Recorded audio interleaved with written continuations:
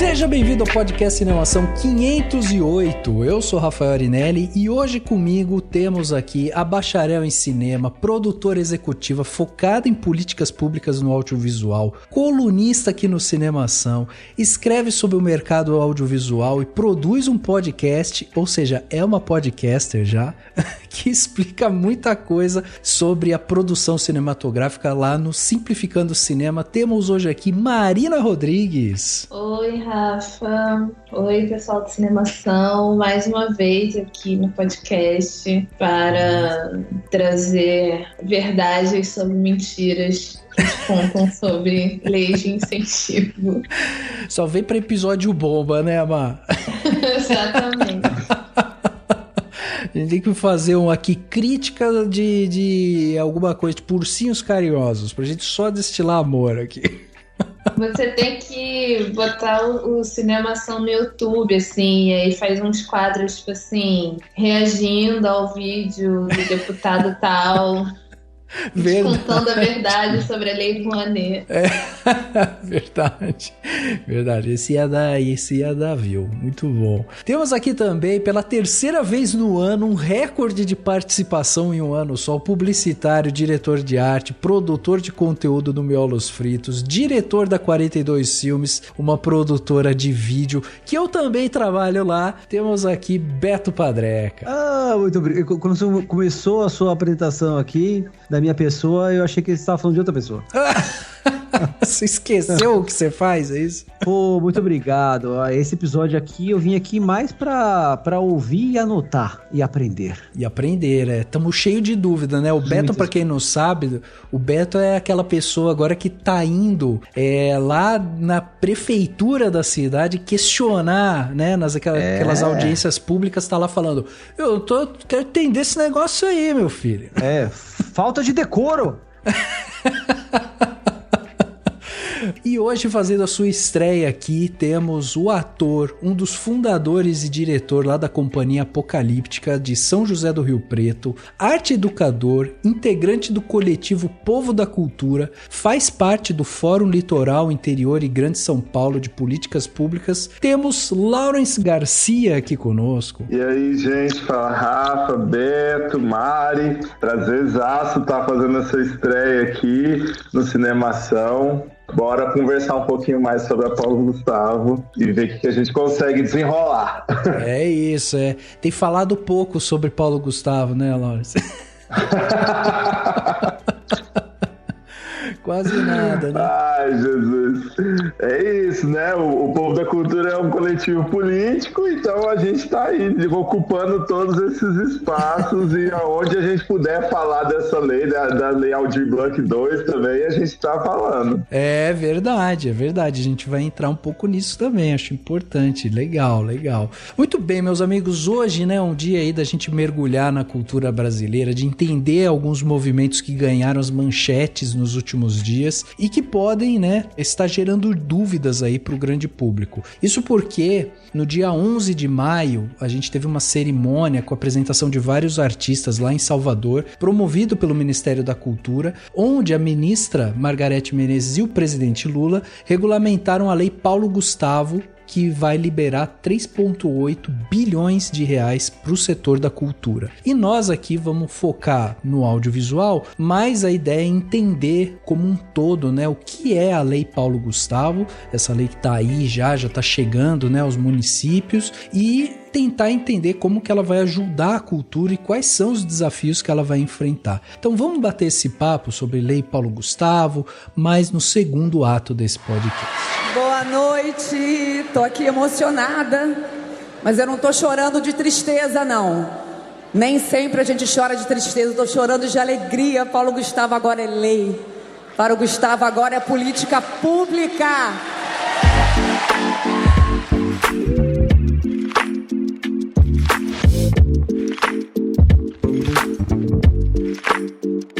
Eu acredito que a gente esteja fazendo um programa histórico aqui hoje, hein? Porque é a primeira vez na história do Cinemação, nos mais de 500 episódios que a gente fez aqui, que a gente tá pegando uma lei novinha que vai impactar diretamente o setor cultural e a gente vai, né, óbvio, vai falar aqui pensando no audiovisual, mas a gente vai justamente entender como que essa lei funciona, por que ela existiu e tudo mais, e para tentar explicar, né, algumas coisas para que ela não seja distorcida. E aí eu já queria começar desse ponto com vocês, assim, porque uma das coisas que a gente tem percebido é um esforço, essa impressão que dá, né, que há um esforço do Mink em fazer uma comunicação assertiva, né, e aí dá essa sensação de que a Margarete, a sua equipe e tal, eles têm tido cuidado grande, sobretudo no Instagram, para explicar e deixar bem claro o que é a Lei Paulo Gustavo e como ela impacta a cultura. E vocês acham que isso é um pouco fruto do trauma, vamos colocar aqui entre aspas, né?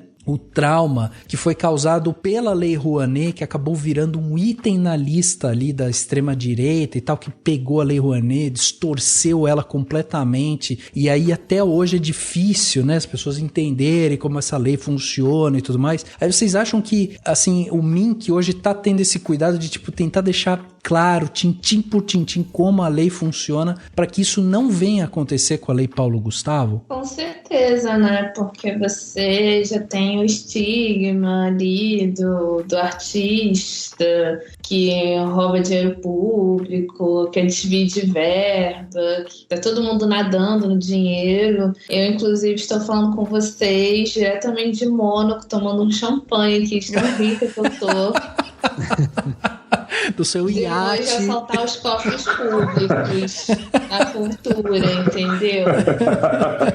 Mas, falando sério, muita gente acredita nisso, né? E eu acho que parte desse estigma é que realmente a Lei Rouanet, ela tem um mecanismo que sempre foi mais complicado para os artistas mais independentes captarem dinheiro por lá. Não é uma coisa impossível, tipo, ai meu Deus, todo o dinheiro vai para Globo, em Parará e Piriri, mas se tem uma dificuldade porque você tem que captar o seu próprio recurso, né? Então, você ser aprovado lá não diz nada, né? Tipo, o governo não vai te dar esse dinheiro na mão, assim. Uhum. E aí, a falta de comunicação, antigamente, dos órgãos sobre isso, acabou facilitando a propagação dessas mentiras, dessas fake news, dessas teorias de conspiração, que esse dinheiro poderia estar indo para a saúde, poderia estar indo para a educação. E não, né? Assim, eles mesmos caem em contradição, porque se isso acontecesse, já iria contra a lei de responsabilidade fiscal, que é uma coisa que a gente pode discutir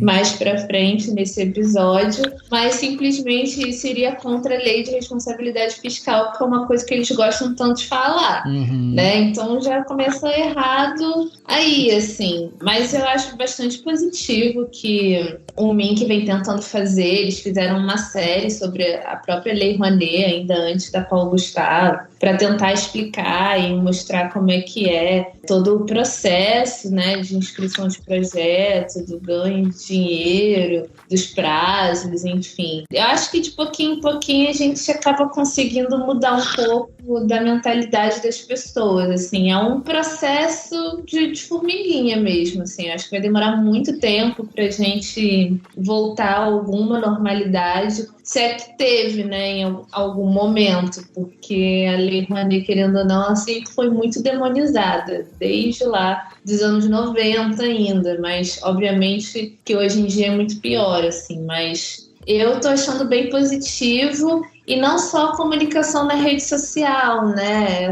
Essas plenárias que estão acontecendo, que o próprio Ministério da Cultura tem promovido nos estados, nas cidades, e eles tiveram o cuidado de começar a fazer isso na região Nordeste, que sempre foi muito esquecida por outros incentivos culturais, eu acho que isso é muito positivo, assim, impacta uma comunidade como um todo, assim. Não que seja, tipo, 100% todo mundo vai começar a apoiar a cultura e tal, mas já geram uma curiosidade maior.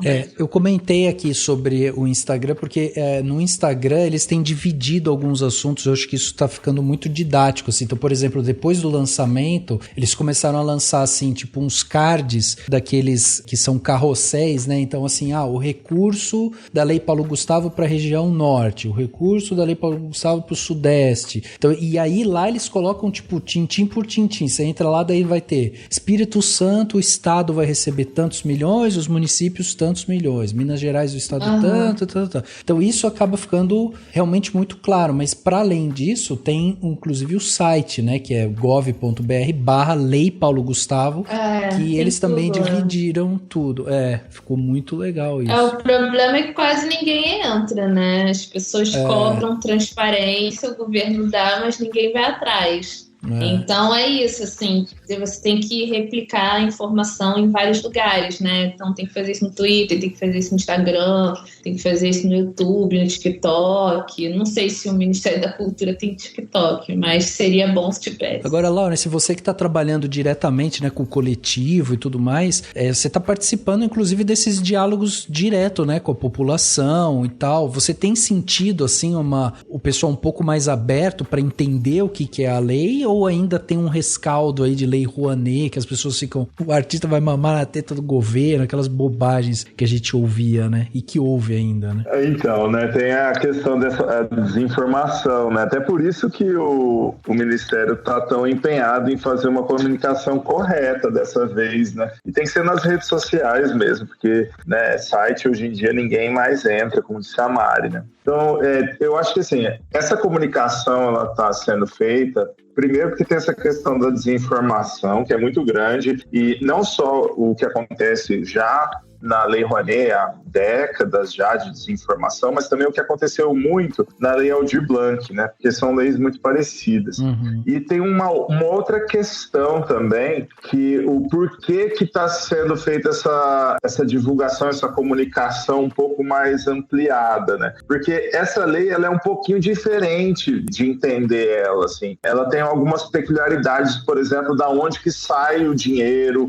Uma parte da verba é específica para o audiovisual, outra parte da verba ela pode ser utilizada em qualquer vertente cultural. Então, assim, para as pessoas entenderem bem, né, tem que ser feita essa comunicação mesmo, assim, e o que a gente vê por aí, assim, né, é uma certa confusão, inclusive, dos artistas, de não saber direito como que vai conseguir acessar essa verba e, a partir do momento que acessa essa verba, o que fazer com ela. E aí, bom, vamos tentar então entender um pouco mais da lei aqui. Você até comentou sobre esse lance do audiovisual. Essa é uma das perguntas recorrentes que a gente vê o pessoal fazendo. A Lei Paulo Gustavo, ela é só para audiovisual? E a resposta é que não. A gente está falando de um montante, né, de 3,8 bilhões de reais, que é para o setor cultural. Desse valor, 2,7 bilhões são destinados para o setor audiovisual, mas a gente tem lá 1 bilhão e 100 milhões ali, que é destinado aos demais setores culturais e artísticos. Mas aí, antes da gente entrar propriamente nisso, no setor audiovisual,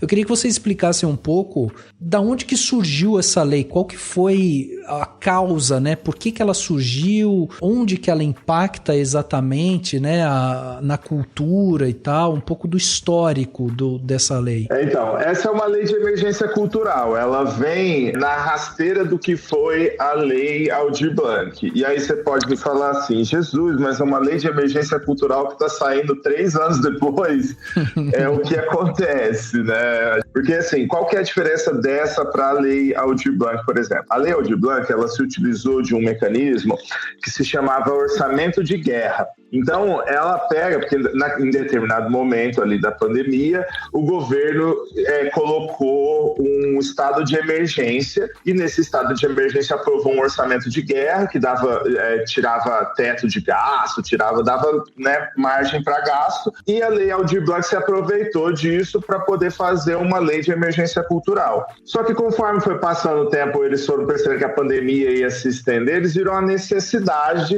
de ampliar isso, isso, né, de, né, fazer uma versão 2, de fazer alguma coisa, e aí tinha um dinheiro que estava parado, né, esse dinheiro da Lei Paulo Gustavo é um dinheiro que estava parado, tanto no fundo do audiovisual quanto no fundo de cultura. Por isso que tem essa divisão, porque uma parte vem do fundo do audiovisual, e aí, obviamente, só pode ser utilizado pelo audiovisual. Tá. E a outra parte vem do fundo de cultura, por isso que pode ser usado para todos, né?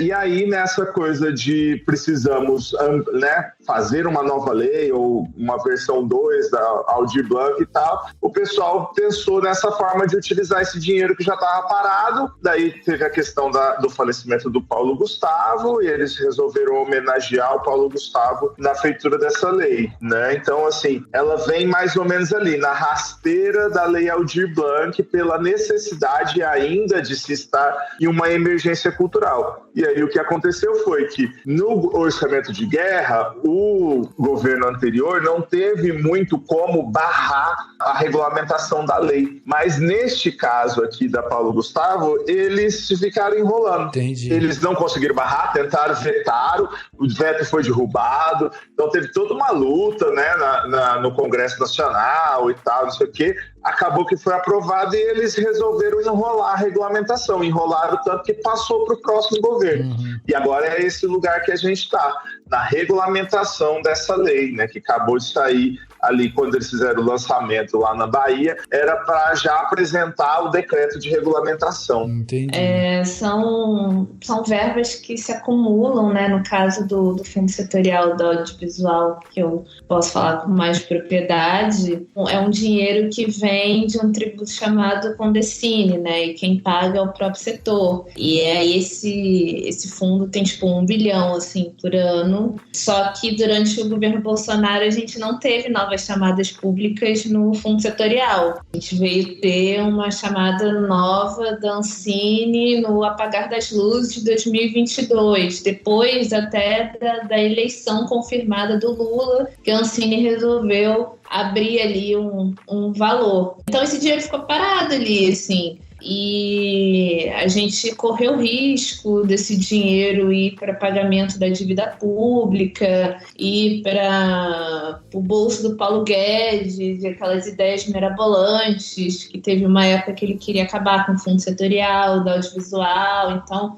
é um dinheiro assim que é nosso, assim, a gente paga para estar ali com esse dinheiro, assim, falando no audiovisual, né, que é um recurso que vem de várias esferas, né, do setor de telecomunicações, das salas de cinema, das produtoras, enfim. E aí vai se acumulando ali no caixa do fundo, que tem esse objetivo, né, de disponibilizar esse dinheiro para novas produções, né? Então, as pessoas confundem muito, eu acho, a Paulo Gustavo ser só para o audiovisual, porque 70%, né, pelo menos das verbas, é para o audiovisual, mas é por causa disso, né? O fundo setorial do audiovisual, ele tem muito dinheiro ali para poder reinvestir. Precisa usar esse dinheiro, né? Porque senão depois sai por aí, né? E graças a Deus o Bolsonaro não foi reeleito, porque se ele tivesse sido reeleito, esse dinheiro já teria aí rondando até para pagar compra de voto que ele tentou fazer e sabe lá Deus o que, assim. Então, graças a Deus... Leite condensado, né, mano? Várias coisas. Viagra, exatamente. É uma conquista muito grande do setor cultural, porque como o Laurence falou, a gente batalhou muito para ter essa aprovação. Foi bem difícil, assim. E é importante também frisar que esse recurso vai ser destinado só uma vez. Por isso que ele ainda é emergência cultural. A Paulo Gustavo não vai existir em 2024, por exemplo. Quem vai entrar no lugar é o novo modelo da Lei Aldir Blanc, né, que agora é uma política nacional de incentivo. E aí é uma outra parada, que depois a gente vai ter a oportunidade de fazer outro episódio de podcast para falar só sobre Aldir Blanc. Mas é importante as pessoas saberem disso também, né? Porque eu já vi várias pessoas ou com dúvida ou falando, todo ano vai dar 3 bilhões pra cultura, que não sei o quê, nananã. Mas só que não, assim, a gente vai continuar, mas com Aldir e Rouanet, enfim, o resto dos incentivos que a gente tem. Nessa data tão especial, em dia que estamos entregando para a sociedade brasileira, para o setor da cultura do Brasil, para os trabalhadores e trabalhadoras da cultura do Brasil, a Lei Paulo Gustavo. A Lei Paulo Gustavo foi fruto do apelo da sociedade civil e da sensibilidade do Congresso Nacional, que ouviram os pedidos de socorro do setor cultural brasileiro, que passou por um dos seus piores momentos, literalmente na fila do osso. Eu comecei a me envolver, né, nessa questão aí da lei do Paulo Gustavo, porque aqui na cidade, bom, enfim, todas as cidades que vão receber a verba estão fazendo consultas públicas com os agentes econômicos audiovisuais e também artistas locais e tudo mais, para entender qual que são as demandas e possibilidades, né, pro edital. E tá surgindo muitas dúvidas e confusões, assim, né, porque, bom, enfim, eu tenho uma produtora registrada na Ancine, já recolhi algumas taxas da Condecine de jobs que foram veiculados e tudo mais. E nunca inscrevi projetos para nenhum edital do fundo setorial, nada do tipo, né? É sempre uma sonho, mas assim, como eu e o Rafa, tipo, a gente tá muito ainda cru nesse sentido, a gente nunca se sentiu confortável para embarcar nessa, né? Bom, e há 4 anos atrás, tudo ficou, como você disse, parado, né? Não teve nenhum chamamento público novo, então, enfim, projetos continuaram na gaveta. E o que eu achei legal quando eu li a lei, depois quando saiu a regulamentação, é que realmente eles estão entendendo o audiovisual, realmente como audiovisual, de uma forma bem abrangente. Isso achei ótimo. Mas o meu medo é que quando caia nas prefeituras e quando eles forem montar os editais e as exigências para os projetos, isso fique mais engessado do que a lei e a regulamentação diz. Daí eu queria entender qual é o poder, né, das prefeituras em engessar, por exemplo, sei lá, no artigo 2º lá, quando está dizendo do que são, né, tipo, do capítulo 2, dos recursos destinados ao audiovisual, ele cita, tipo, o que seria isso? Desenvolvimento de roteiro, poderia ser um projeto para isso, produção de curta, médias e longas metragens, séries, webséries, telefilmes dos gêneros, ficção, documentário, animação, produção de games, videoclipes, etapas de finalização. Então, tipo, projetos que já tenham iniciado, mas ainda ficaram parados porque não tem verba para finalizar, ou fazer uma pós-produção, colorização, poderia usar essa verba para completar o projeto. E também tem, o último, outros formatos de produção audiovisual. Então, é muito abrangente. Isso é excelente para todos os produtores de conteúdo e produtores audiovisuais. Mas assim, qual o poder da prefeitura quando for criar um edital, criar editais apenas, por exemplo, para curtas, médias e longas metragens? Eles têm esse poder? Como é que funciona isso? Então, depende muito de que cidade que a gente está falando, assim, né? E qual é, por exemplo, a cidade tem um conselho deliberativo. Então, porque se a cidade tem um conselho deliberativo, então é o conselho quem gere o fundo. E esse dinheiro, necessariamente, ele entra no Fundo de Cultura Municipal, né? Aí fica mais fácil para a sociedade civil conseguir organizar isso de modo geral. Mas, assim, se não tem um conselho, ou é um conselho consultivo, a prefeitura pode simplesmente, por exemplo, se recusar a regulamentar isso e devolver a verba. Aconteceu muito na lei Aldir Blanc, por exemplo, né? Tanto é que, eu não sei se vocês lembram, mas aqui no estado de São Paulo, todo mundo que se inscreveu no PROAC Lab, que era a lei Aldir Blanc estadual, foi contemplado. Por quê? Porque sobrou tanta verba de cidade que devolveu para o estado que deu para contemplar todos os inscritos. Então, assim, acontece muito. A prefeitura é um trabalho, ela não consegue se organizar para para poder... A gente tem que pensar que no Brasil somente 30% dos municípios têm uma secretaria de cultura, 70% desses municípios não têm. Então, assim, quem dirá conselho, é muito menos quando o conselho ainda é deliberativo. Isso, assim, é quase que achar uma agulha no palheiro. Então, as prefeituras têm, sim, muito poder para poder regulamentar isso da maneira que eles acharem melhor, mas aí vai do interesse da sociedade civil também. O que eu percebo em prefeituras de cidades pequenas, por exemplo, é que a galera entende tão pouco e às vezes não faz assim de maldade, faz por falta de conhecimento mesmo. Então, se tem alguém ali da sociedade civil disposta a acompanhar, a contribuir, a ajudar, fica mais fácil até para eles fazerem essa regulamentação e não devolverem esse dinheiro, sabe? É legal, porque assim, eu vou abrir aqui, tá?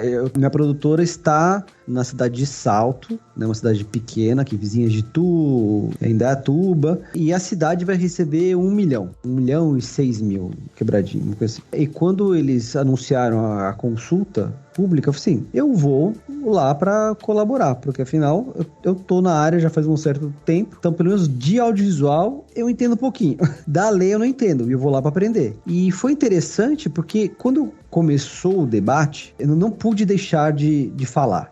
Porque, por exemplo, uma das considerações que uma pessoa lá da cultura, da Secretaria da Cultura, cogitou é que no edital poderia exigir toda a ficha técnica da obra. Daí eu tive que falar, peraí, não, mas a ficha técnica a gente só teria com a obra realizada. Então você poderia exigir, talvez no edital, o orçamento detalhado com todos os cargos, mas não a ficha técnica, porque a ficha técnica você vai considerar todos os nomes que participaram da produção, todos os atores, tudo mais. Mas ainda no projeto, eu não tenho essas pessoas. Então vai ter provavelmente uma pessoa que vai ser uma produtora de casting, por exemplo. Então a gente não tem isso daí.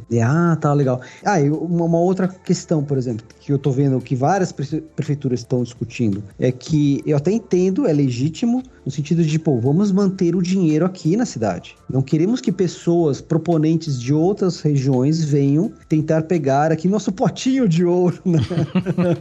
E daí assim, vamos fechar para 100%.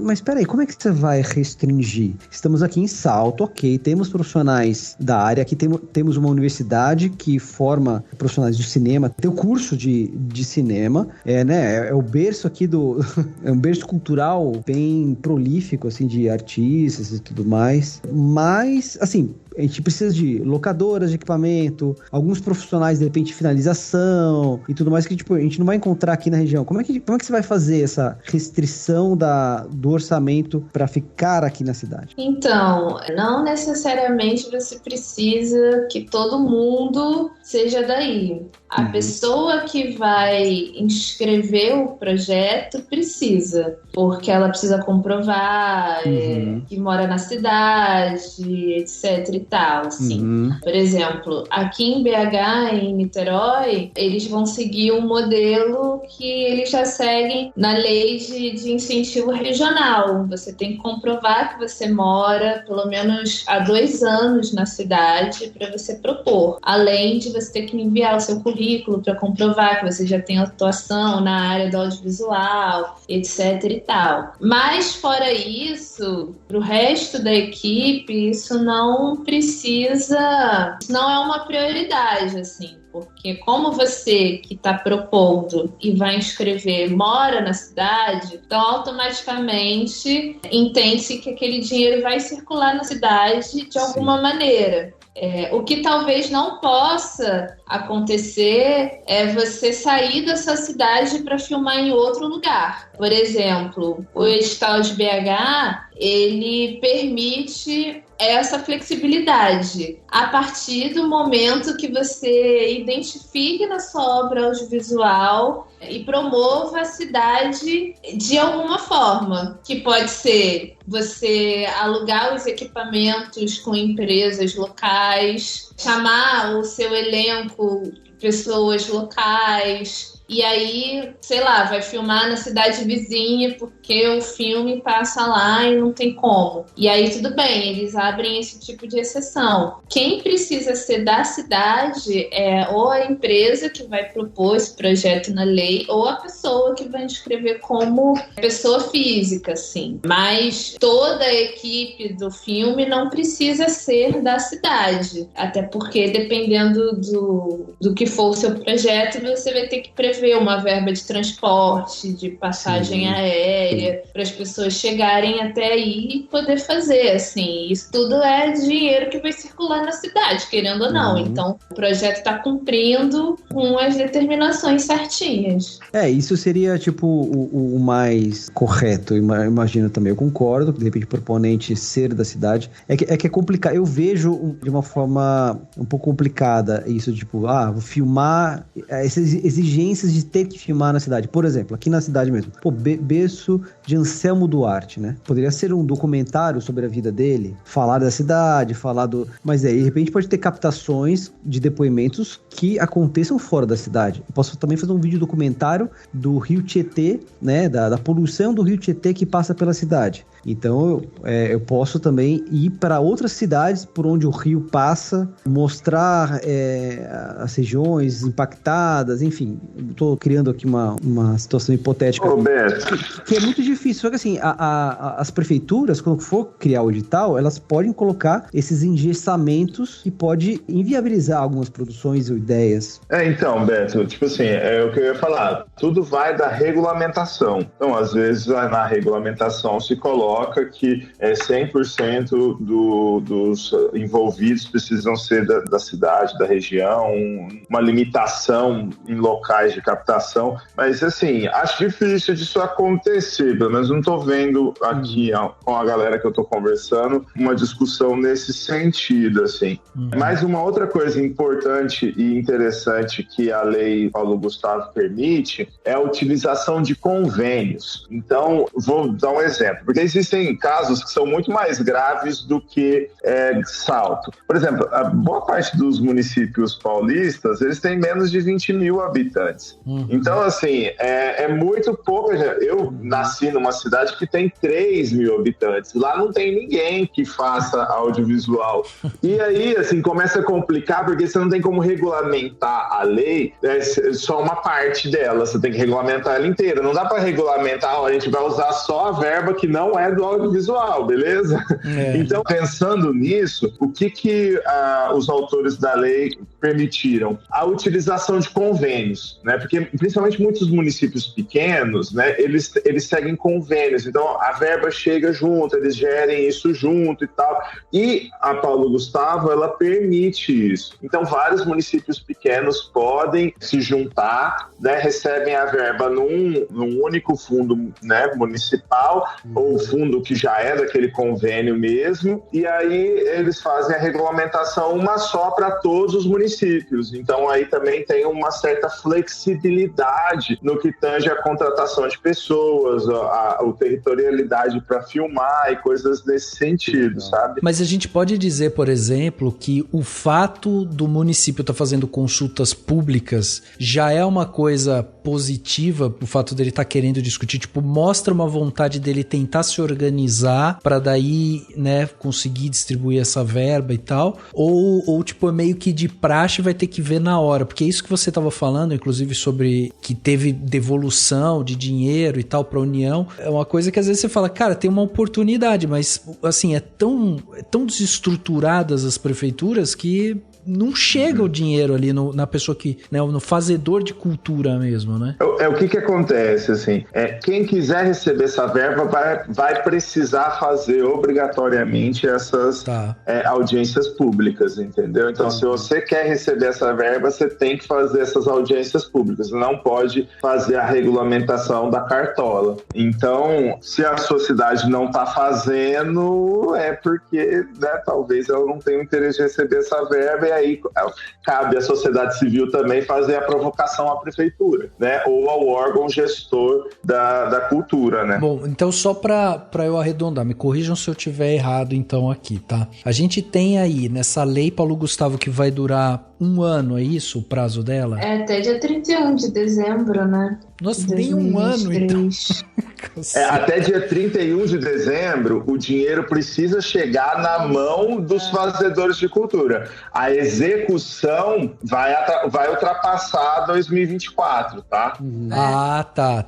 Entendi. Porque cada projeto tem um nível de complexidade, e aí depois você ainda tem que gerar um prazo para prestação de contas, então vai levar um tempo, mas o dinheiro para receber obrigatoriamente tem que ser até dia 31 de dezembro desse ano. Então vamos lá, desse dinheiro a gente está falando de 3,8 bilhões que é para o setor cultural. Desses 3,8, 2,7 bilhões é para a parte do audiovisual. Quando a gente está falando da parte do audiovisual, a gente está falando que isso pode ir para apoio a salas de cinema, cinemas de rua, formação no audiovisual, apoio ao cineclube, festivais, enfim, tudo aquilo que tem, né, ao redor do audiovisual, incluindo criação de filmes, curtas, documentários e tal. Então a gente tem tudo isso movimentando aí, apoio a micro e pequenas empresas do setor do audiovisual e tudo mais. E aí, essa grana, esses 2,7, isso veio lá do dinheiro que é recolhido no Condecine. O Condecine é esse dinheiro que é pago pelo próprio setor, que vem de taxas, né, de distribuição de filmes, programas de TV e tal, outros conteúdos audiovisuais. Então esse dinheiro volta para o setor.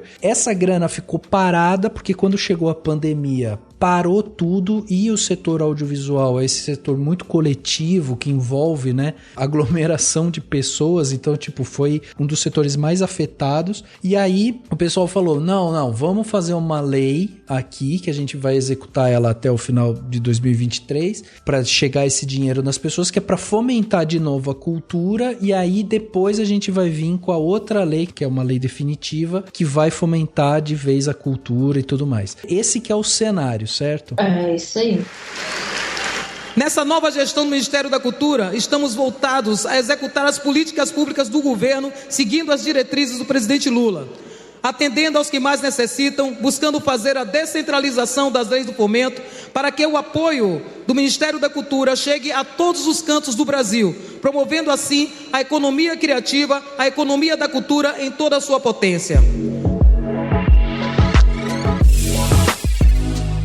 Outra coisa que eu queria comentar quando eu ouvi dessas discussões durante a consulta pública, né? Quando houve o questionamento, a questão do se teria algum limite, uma verba para cada projeto, né? E isso, o edital da prefeitura que vai definir. E isso, uma coisa que eu defendi, que não pusessem limites que inviabilizasse projetos, porque assim, quando a gente pensa em audiovisual, a gente está falando não só dos artistas envolvidos na obra, na concepção, na criação, direção e atuação, o que seja, enfim, né? Mas também todo um aparato periférico de suporte, como vocês comentaram agora, transporte, alimentação, hospedagem, equipamento, suprimentos, tudo mais, que se as prefeituras criarem editais que, projetos de até R$2.000, sabe assim? Não vai acabar tendo interesse nenhum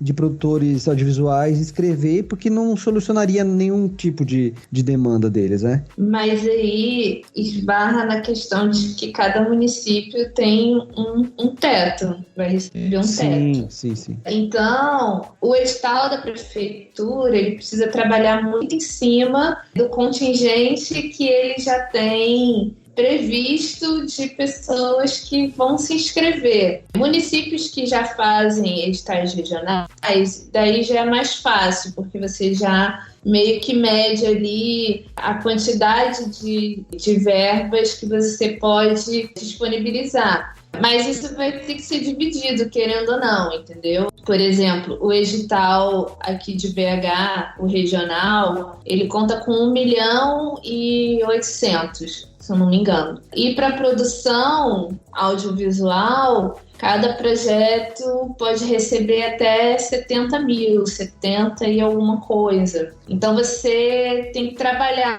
o seu projeto dentro desse orçamento. Isso não quer dizer que você não possa usar uma outra lei para complementar recursos. Isso pode acontecer. Então, por exemplo, se você quer fazer um documentário e você ainda está muito no início da ideia e o município vai disponibilizar uma verba para o desenvolvimento de roteiro, você pode pegar esse projeto de documentário, inscrever nessa linha do desenvolvimento, captar essa verba pela Paulo Gustavo, se você for aprovado, e aí você pode entrar com esse projeto em uma outra lei federal e até mesmo alguma lei regional, para você poder aí complementar a verba, para você poder fazer a produção e, quem sabe, a pós-produção também, se a verba for suficiente. Então, a Paulo Gustavo permite isso. Você pode unir a verba da Paulo Gustavo com uma outra lei federal. Então, se você é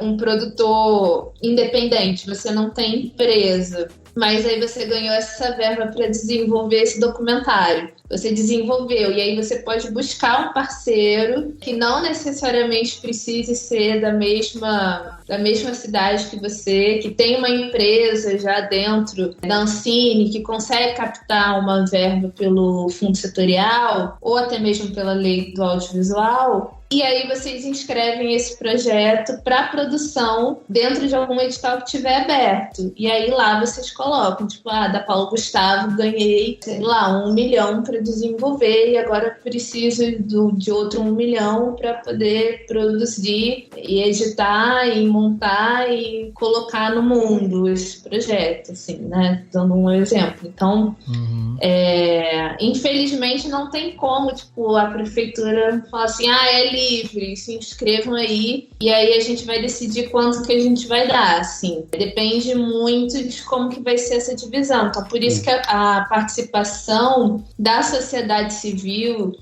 principalmente dos profissionais do setor, é muito importante nesse sentido, né? Porque para adaptar para cada realidade. Isso, exatamente. Então, você vai lá e fala, olha, aqui na cidade a gente precisa de uma verba para, sei lá, além do audiovisual na tela, a gente quer produzir podcast, que é uma mídia que faz sucesso e que a Lei Paulo Gustavo pode dar verba para isso. Sim. Tá lá escrito na lei que o Lula regulamentou que pode. E aí você lutar por isso, assim, tipo, não, legal. A gente quer uma verba podcast também, porque aqui tem uma comunidade de pessoas que já produzem, enfim. Então tem que, tipo, participar justamente para isso, assim, né? Não é tudo que vai estar ali dentro, porque depende muito do orçamento que cada município pode disponibilizar. Legal, Maria. E você falando da verba que poderia ser adicionada, tipo, de outros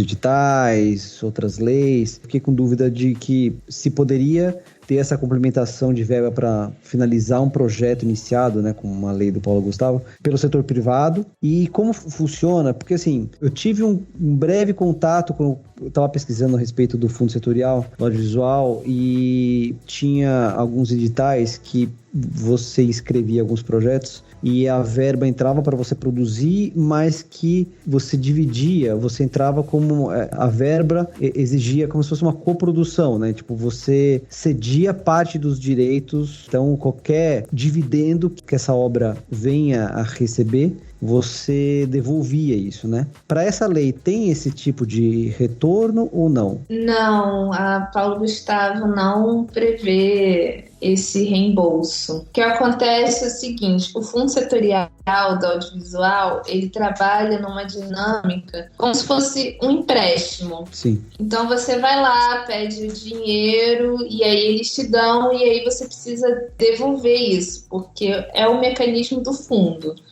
Ele é chamado de um fundo retroalimentar porque, além da questão da Condecine, que o setor paga para alimentar esse fundo, o Fundo Setorial do Audiovisual ele também entra como um patrocinador patrocinador no projeto. Então você tem que prever um retorno para ele, porque é como se você fizesse a produção junto com ele. É meio que acontece também com a lei do audiovisual, assim. Dependendo do artigo que você inscreve o seu filme, você vai captar o recurso, como você faz na Lei Rouanet, de prever uma empresa ali que vai abater o imposto, te dar aquela verba, e essa empresa ou essa pessoa física pode entrar como patrocinador ou como investidor. Então, dependendo de como que ela vai entrar ali, você também vai ter que prever um retorno para ela, acordado previamente. Sim, então é isso que acontece. Se for, por exemplo, uma série de ficção, então tem o patrocinador, ou no caso do fundo setorial, injeta essa verba para produzir, no futuro ele vem a ser licenciado uma TV. Então, daí esse pagamento seria dividido com o fundo. Isso, exatamente. Mas a Paulo Gustavo não precisa disso. Tá. Eles não prevêem esse retorno, até porque é feita para ser uma lei emergencial, né? Então, não tem como você cobrar esse retorno também. Porque assim, eu achei bacana as prefeituras fazerem na verdade, a exigência da lei que pede para que faça essas consultas públicas para entender a realidade, para as pessoas possam compartilhar das experiências, para que tenham editais de acordo, né? Mas acho que mais importante que isso é que se crie contrapartidas também adequadas, né, para cada realidade, porque acho que mais importante do que limitar projetos que possam ser inscritos, criar contrapartidas que movimente, sei lá, a sociedade periférica e ter toda a adaptação do filme ou a obra com audiodescrição, enfim, linguagem de sinais e tudo mais, braille. Eu acho que as contrapartidas deveria ter o maior destaque do que realmente esse engessamento dos editais. Sim, mas isso pode acontecer, né? A lei mesmo, se você for ler ela, ali tem as contrapartidas, e tem uma muito interessante para o audiovisual, que é a destinação de pelo menos 10% de cota de tela para filme brasileiro, para as salas de cinema que usarem as verbas da Paulo Gustavo. Interessante. E isso eu acho que não pode mudar, assim. Eu acho que o município que for prever verba para a manutenção das salas de cinema, obrigatoriamente essas salas vão ter que destinar pelo menos 10% ali do ano para exibir filme nacional. Isso é uma coisa que acontece já em outras leis de audiovisual que a gente tem no Brasil, mas infelizmente, né, o que falta é a fiscalização, porque no papel tudo isso existe.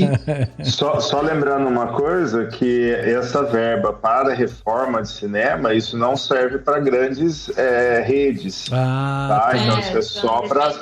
essa verba não é para grandes redes, isso é verba para cinema de rua, cinema de resistência ali. É considerado sala de cinema também cinema itinerante, então é para coisas nesse sentido que a lei, né, prevê essa verba. Outra coisa importante que a Mari está falando sobre a complementação dos projetos, né? Então eu posso fazer uma parte, o roteiro pela Paulo Gustavo ou pelo PROAC, de repente, e a finalização eu faço pela Lei Rouanet. É totalmente possível, desde que esteja claro dentro de cada edital, né, e cada proposta, o que eu vou fazer com aquela verba e da onde vai vir a complementação e tal, né? Só que uma outra coisa importante que a lei permite também, que é o seguinte, vamos lá, a gente deu o exemplo de Salto, que vai receber lá cerca de R$1 milhão, né? Vamos supor que o Salto lança editais, a gente do Povo da Cultura nem acha que editais sejam boas opções, mas é o que tem aí,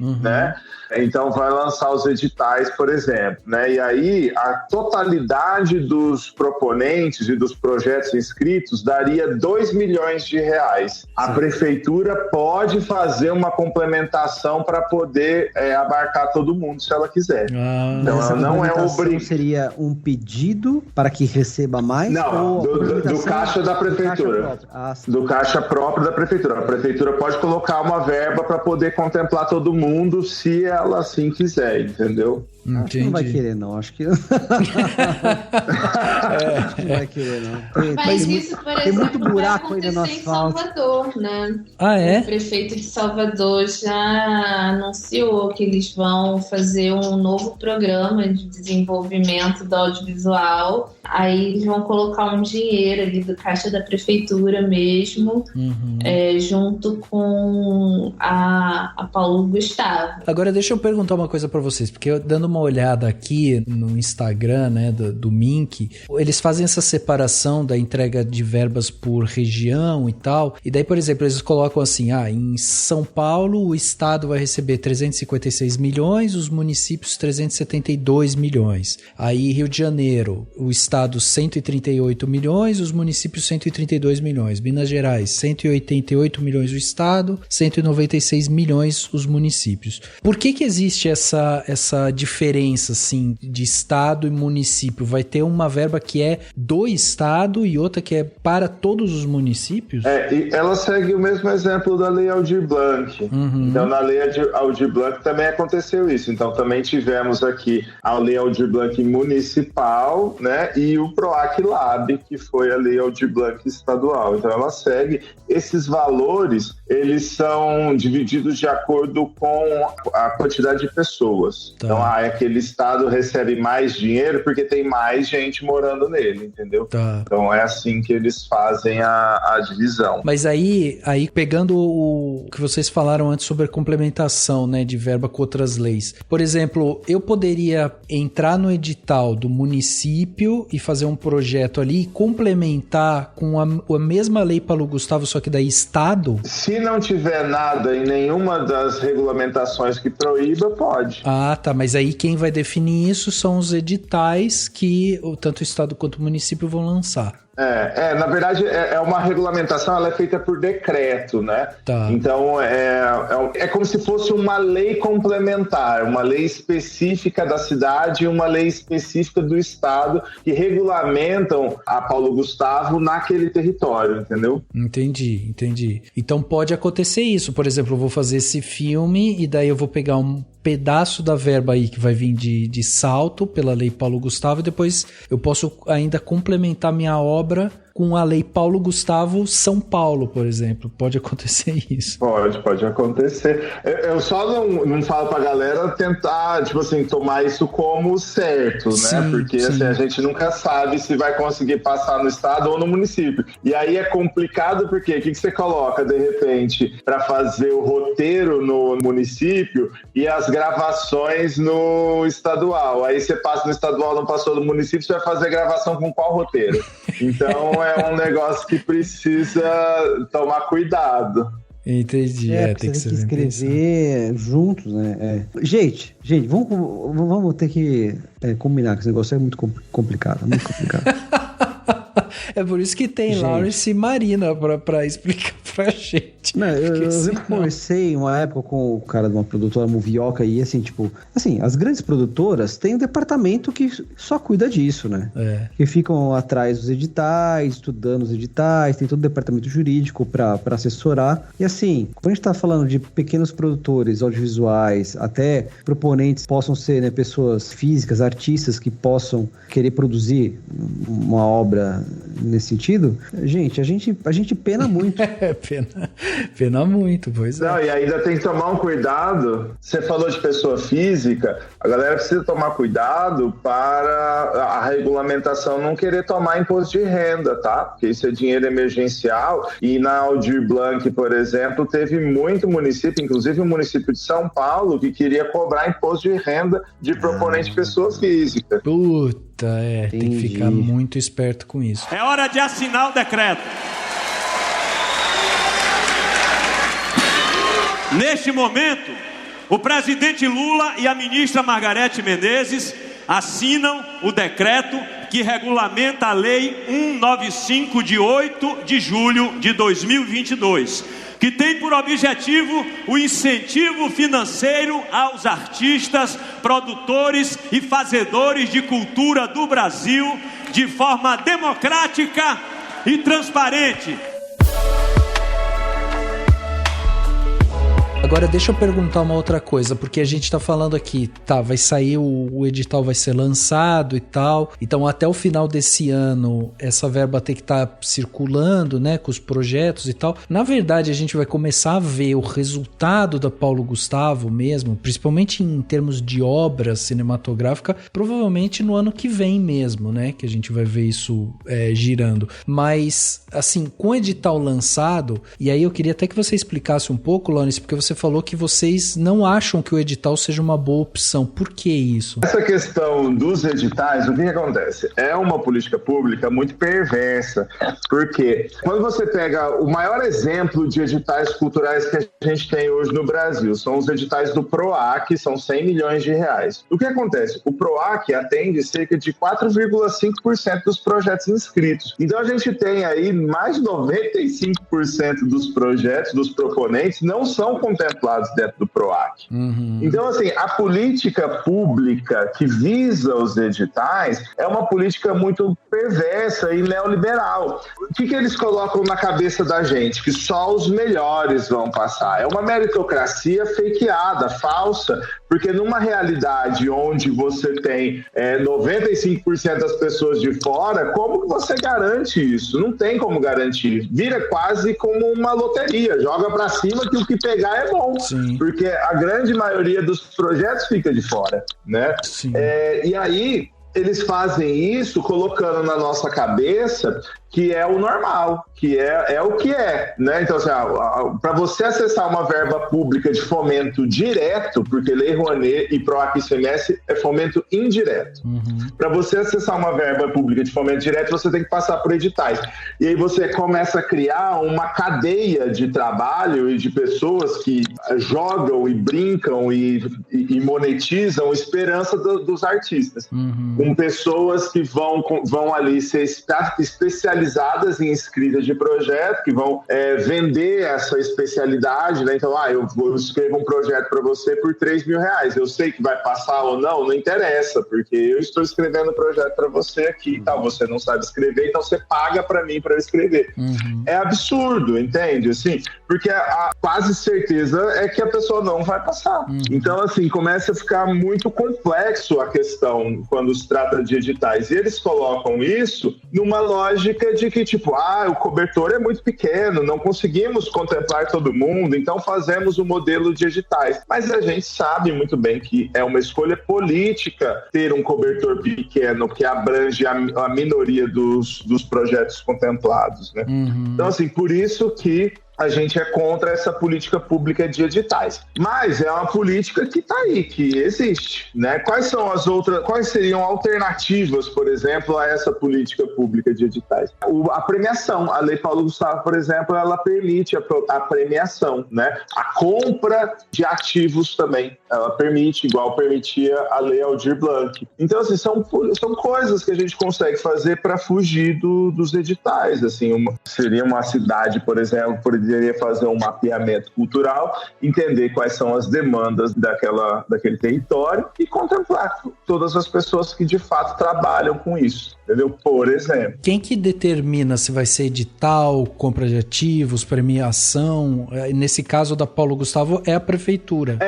Nessas audiências públicas, né? Em teoria é a prefeitura junto com a sociedade civil, seja via conselho ou seja audiência pública, entendeu? Explica um pouco pro nosso ouvinte, Lawrence, só a diferença então, porque o edital tudo bem, a gente conhece, já tá bem familiarizado, que sai, né, um documento onde as pessoas leem, fazem a inscrição, mandam uma caralhada de documento lá e tal, e aí é contemplado por esse edital, né? Escolhido por esse edital. Agora você está falando de compra de ativos e de premiação. Qual que é a diferença deles? Então, assim, vamos tratar da questão da premiação, por exemplo, né? Essas são leis que são emergenciais, né? Paulo Gustavo e Aldir Blanc 1, e que foi Aldir Blanc 1 e pode ser Aldir Blanc 2. A Aldir Blanc 2 ela não é necessariamente emergencial, ela trata mais de uma regulamentação do Sistema Nacional de Cultura. Bom, de qualquer forma, na Aldir Blanc 1, eles já pensaram desde o começo, e isso se reverberou na Aldir Blanc 2, de que existem mestres da cultura popular, por exemplo. São pessoas que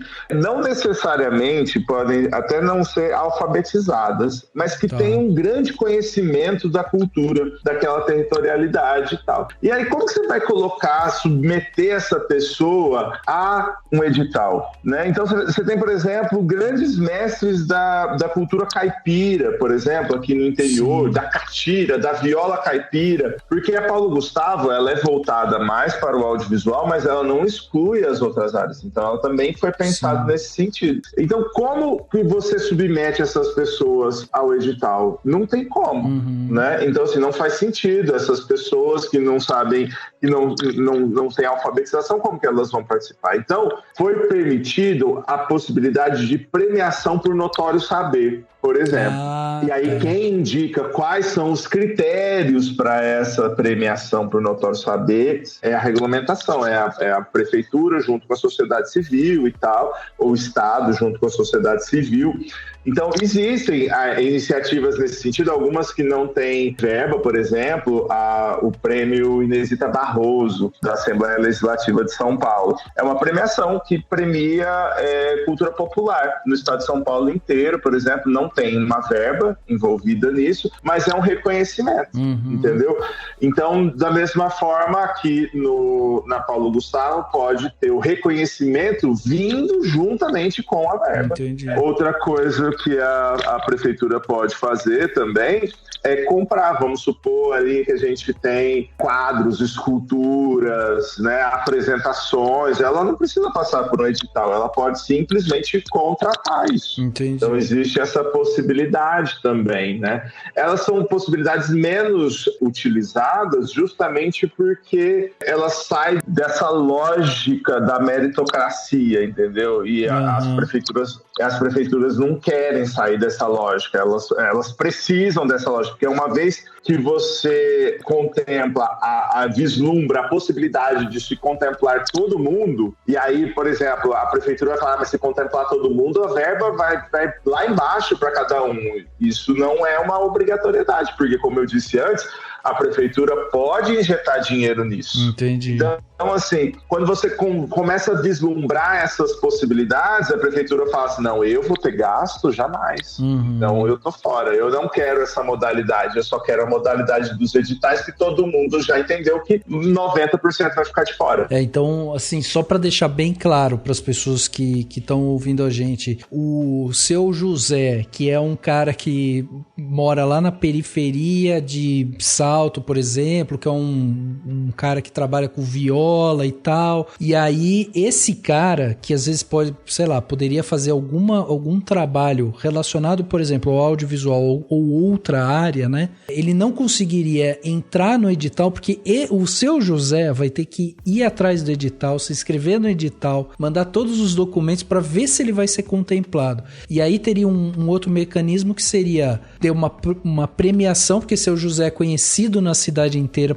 né, pela sua contribuição com a cultura, e aí, por esse notório saber, poderiam ir lá e falar assim, não, vamos destinar aqui uma parte disso daqui pra gente fazer lá alguma coisa com o Seu José, seja um produto audiovisual ou alguma coisa relacionada à cultura, é isso, né? Exatamente.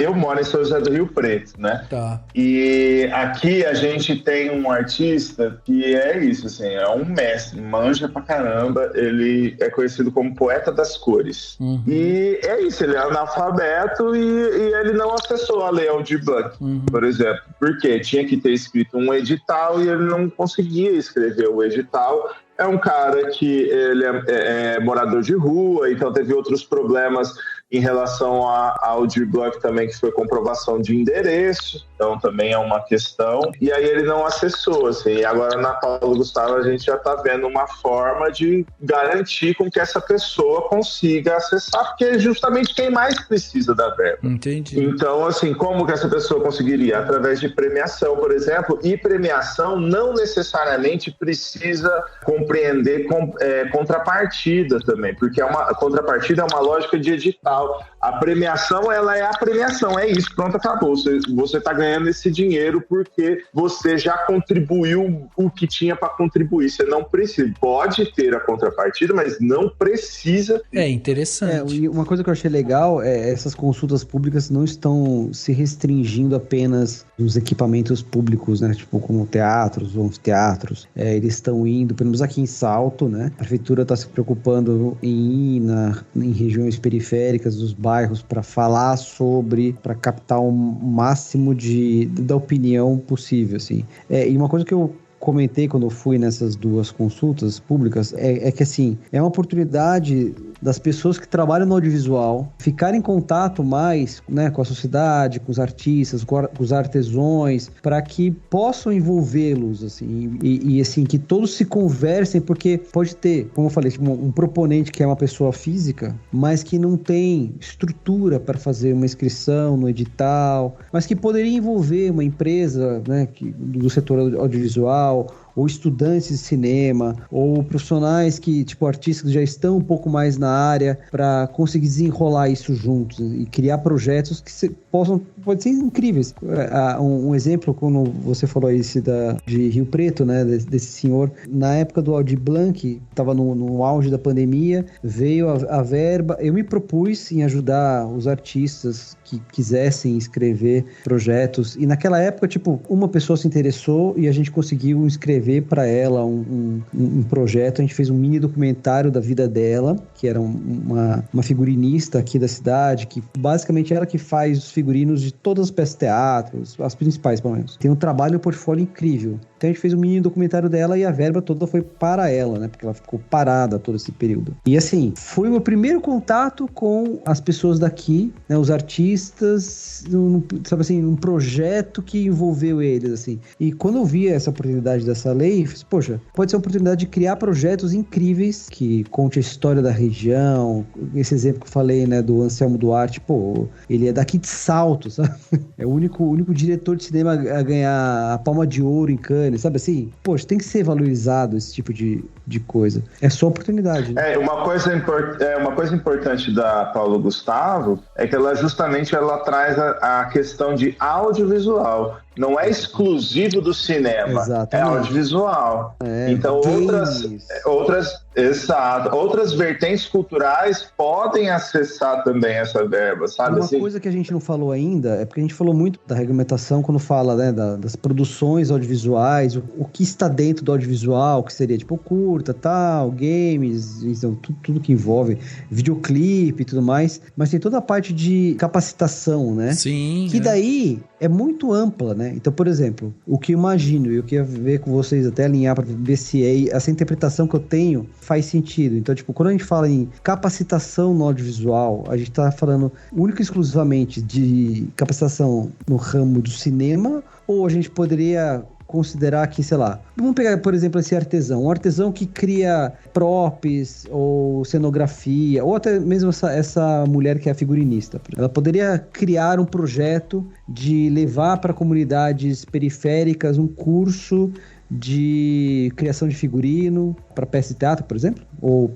enfim, para o audiovisual? Sim, a lei permite isso. Você pode, tipo, criar cursos. E aí entra muito nessas contrapartidas sociais, né? Que você pode oferecer curso de graça, por exemplo, com uma comunidade mais periférica da cidade, ou com inscrição social, assim, cobrando muito pouco. Uhum. Fazer um curso desses, assim, itinerante nas escolas, né? Eu, quando estava na faculdade, eu e uma amiga minha, a gente criou um projeto de mostra de filmes adolescentes, que era assim, né? tinha o intuito de ser itinerante, de ir em cada escola pública da cidade e aí apresentar os filmes e fazer uma oficina assim com os alunos para eles darem a criatividade deles, montar o roteiro, de filmar, de fazer os próprios filmes, assim. Então a Paulo Gustavo permite bastante isso também. Aliás, isso é uma das coisas, né, Má? Porque a Paulo Gustavo, ela tem um lado social muito forte também, né? Na lei mesmo, né? Sim, tem a destinação, acho que é 20% para projetos que as cabeças de equipe são pessoas pretas, indígenas, de periferia também. Então é meio que uma forma de você tentar garantir que essa verba não fique concentrada só em quem já faz edital há 1000 anos, né? Porque aí entra muito nessa questão que o Lawrence falou, né? Que o edital, ele é sempre muito... Ele promove uma exclusão muito grande, assim, dos fazedores de cultura, né? Então já tem essa exigência na lei de você poder trazer essas pessoas para dentro desse cenário, para você diversificar a cultura, porque a gente ainda tem uma cultura no Brasil de quem faz muito elitista e muito branca, né? Então, é um país que a gente tem diversas manifestações culturais, mas quem está por trás é sempre uma pessoa super branca, de classe média, e que às vezes não entende a realidade ali, né? A regionalidade da cultura, não consegue desenvolver algo que seja plural, que converse com todo mundo. Os ignorantes desse país precisam aprender que cultura não é gasto, que cultura não é pornografia, que cultura não é uma coisa menor. Cultura é o jeito da gente falar, é o jeito da gente comer, é o jeito da gente dançar, é o jeito da gente andar, é o jeito da gente cantar, é o jeito da gente pintar, é o jeito da gente fazer aquilo que a gente sabe fazer. E cultura significa emprego, cultura significa milhões de oportunidades para a gente que precisa comer. Portanto, os ignorantes, fiquem sabendo, a cultura voltou.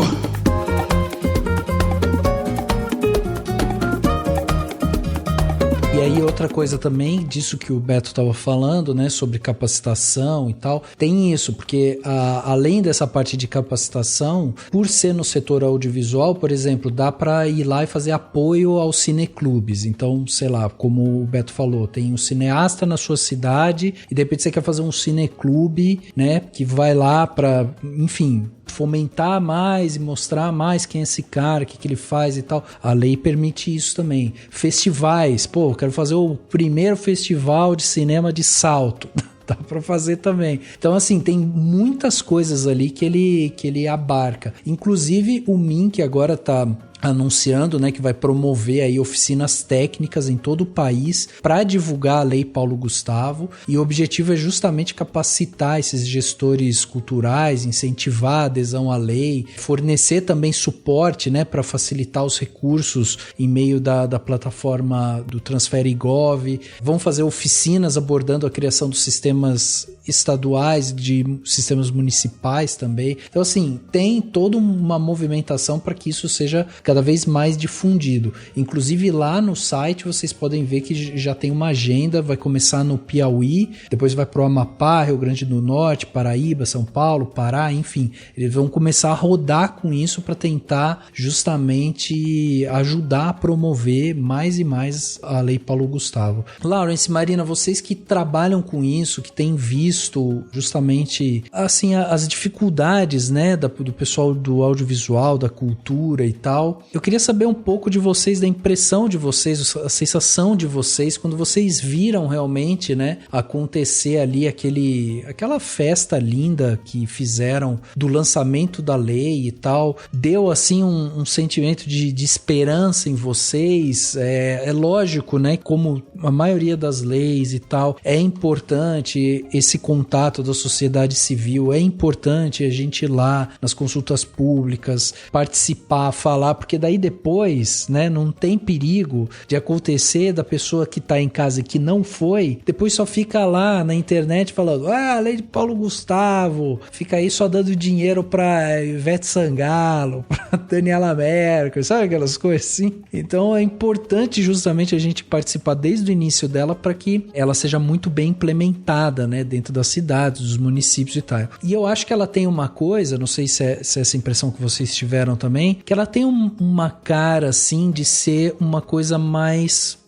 próxima, assim, né? Ela tá com uma... Não sei se porque eles estão batendo muito na questão dos municípios e tudo mais, mas dá a sensação de que ela tá chegando mais profundo, assim, tá chegando mais próximo realmente dos artistas. Mas eu queria a impressão de vocês, assim, sobre o lançamento da lei, né? Como vocês viram isso e como vocês acham que isso vai se desenvolver de agora em diante, assim, com a lei. Eu acho que ela é bastante positiva por ser um incentivo direto, né? Porque a gente não tem isso com tanta facilidade, né? Hoje em dia você tem mais acesso aos editais regionais de certos municípios que promovem isso muito bem, assim. Mas são sempre verbas um pouco mais reduzidas, porque, enfim, precisa contar ali com o Fundo Municipal de Cultura, várias coisas, então não é, sei lá, um edital do Fundo Setorial,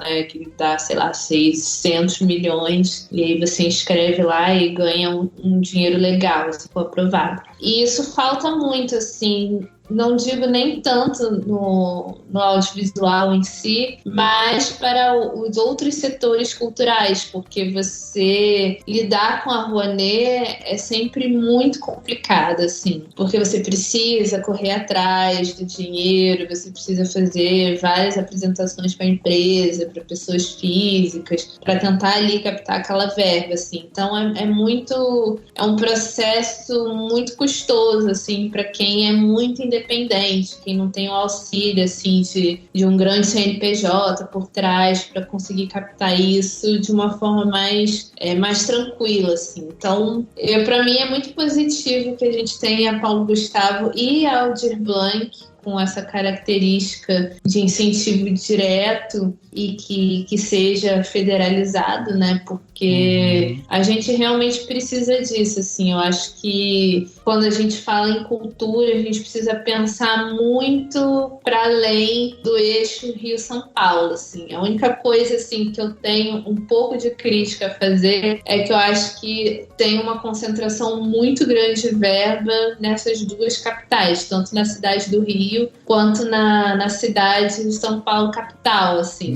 Ai, beleza, né? São duas cidades que têm uma população avassaladora, mas, por exemplo, Niterói, que é a cidade de onde eu venho, fica 20 minutos indo de barca, a famosa barca que atravessa a Baía de Guanabara, 20 minutos de distância para a cidade do Rio. E a cidade do Rio vai receber, 48 milhões e Niterói vai receber 3 milhões. Então, é muito discrepante. Beleza, Niterói não tem 1 milhão de habitantes, mas tem 500 mil pessoas. É uma cidade que funciona muito bem, é uma cidade que circula muita gente. E como tem essa facilidade de você vir do Rio para Niterói, então tem muita gente que mora em Niterói, trabalha no Rio, então é uma cidade importante, assim, que, no meu ver, assim, eu fiquei bem chateada, assim, esperava que Niterói fosse conseguir receber um pouco mais, assim.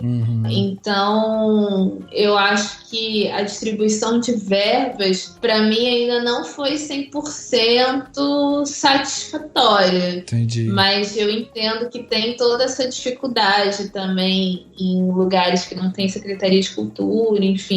Tem toda essa análise populacional e todas as métricas que eles usaram para poder medir essa divisão. Mas, para mim, é uma conquista muito grande do Brasil que se tenha isso. Assim, eu acho que quanto mais a gente regionalizar os incentivos e conseguir abraçar mais fazedores de cultura, melhor. principalmente para evitar ficar dependendo tanto sempre só do governo federal, né? Às vezes, para mim, essas leis também vêm como um incentivo para a própria cidade mesmo começar a se organizar politicamente para a cultura, né? E aí oferecer por ela mesma outras oportunidades de captação de recurso direto, né? Outros editais, outras formas de você premiar os artistas daquela região ali para você poder continuar produzindo, né? E gerando emprego, gerando renda, etc. Tudo que a gente já sabe. Então, para mim, é bem positivo, assim, eu vejo com muito bons olhos e como eu falei no último podcast que eu fiz aqui, estou completamente animada e emocionada, porque depois de 4 anos, não 4, né, muito mais 4, de tomar muita porrada, quero me inscrever em tudo que eu puder, estarei me inscrevendo, em algum lugar tem que sair alguma coisa. Dá até assim, os olhos ficam até marejados, né, mano, vendo aquele show. Eu fico emocionada. Aquilo ali é demais. E eu entendo isso que você falou sobre a divisão, porque realmente, assim, assim, são algumas oportunidades, algumas janelas que se abrem, e raras, né, de você mandar essas verbas, né, para os estados, para os municípios e tal, e é uma maneira de você ir realmente descentralizando as coisas, né, porque se você parar e fazer uma comparação simples, assim, você pegar, tipo, Alagoas e São Paulo, tipo, São Paulo tem 10 vezes mais quase 10 vezes o valor que Alagoas, por exemplo. E não tô dizendo que não, Alagoas tinha que ter 10 vezes mais, não é isso, mas é isso que a Marina chama a atenção todas as vezes que ela vem aqui, ela fala sobre isso, sobre a necessidade da gente descentralizar para daí a gente ir criando um polo criativo e tal, nacional e não estadual, né? Porque São Paulo, por exemplo, aí comparar 2 estados fortes, tipo São Paulo e Rio, São Paulo tem quase o dobro, tem até mais do que o dobro de verba do que o Rio, por exemplo. Então, é isso, assim, tipo, tudo bem, fizeram por conta da quantidade de pessoas e tal, dá pra entender, porque São Paulo vai ter muito mais profissionais, mas é muito compreensível quando você levanta essa bandeira da descentralização, porque realmente é você trazer, dar luz pra cultura nacional, assim, de uma forma mais abrangente, então é interessante. E são 2 cidades que têm outros editais. Com muito dinheiro também, entendeu? Então, não teria tanta necessidade, assim, poderia ir mais verbas para outros municípios em São Paulo que precisam mais, ou que faria muito mais diferença aquele dinheiro em outros municípios do que ficar concentrado ali na capital. É verdade. É verdade. Eu acho que até mais do que existem muitos editais nessas 2 cidades, são 2 cidades onde, de fato, o artista consegue trabalhar sem depender de... Se ele não acessar nenhuma lei de fomento, de maneira nenhuma, ainda assim ele consegue trabalhar nessas 2 cidades. São 2 cidades onde, de fato, existe uma indústria cultural, um mercado cultural realmente pujante. Né? Então, assim, no Brasil, né? Tanto é que existe o eixo Rio-São Paulo. É isso, assim, são essas únicas 2 cidades que fazem parte desse eixo, né? Sim. Realmente a questão da distribuição de verba, ela é complicada. Ela poderia seguir uma conta de DH junto com a quantidade de pessoas, junto com as possibilidades de verba, né? Então, assim, são outras contas que podem ser feitas também, né? E para você, pelo menos é um sopro, né, Lawrence, também, você que trabalha com isso diretamente há tantos anos, né? Ver essa volta de alguma forma, assim, também bate lá no fundo, né? Assim que, pelo menos respiramos. Tem essa questão da regulamentação que demorou muito, né, cara? Assim, é uma lei emergencial que veio depois que a pandemia acabou, né? Assim, então, isso é uma coisa que pegou muito pra gente, assim, sabe? Porque era um dinheiro que era para sair em 2021 e tá saindo agora em 2023, assim, e para ser sincero, sincero para vocês, é um dinheiro que vai entrar no último segundo aqui, na ponta, no fazedor de cultura mesmo, depois que passar todas essas regulamentações, essas audiências, os 45 dias para fazer de inscrição para o edital, depois a seleção e depois assinatura de contrato e tudo mais, esse dinheiro vai chegar lá no finalzinho de dezembro ainda, né? Então, é uma coisa que pra gente pegou um pouco, incomodou um pouco aquela festança toda, porque pode parecer que o negócio vai chegar na semana que vem, e não é bem assim que vai funcionar, né? Vai chegar lá na frente e é um negócio que tá muito atrasado. E eu entenderia uma festança daquela para o Aldir Blanc 2, porque de fato ela implementa o Sistema Nacional de Cultura, né? Então não é uma lei que vai vir para um ano, vem, faz, acabou. Ao implementar o Sistema Nacional de Cultura, ela vai ser uma lei que vai ser perene. Ela começa aí com uma regulamentação de 5 anos, mas que com certeza vai continuar.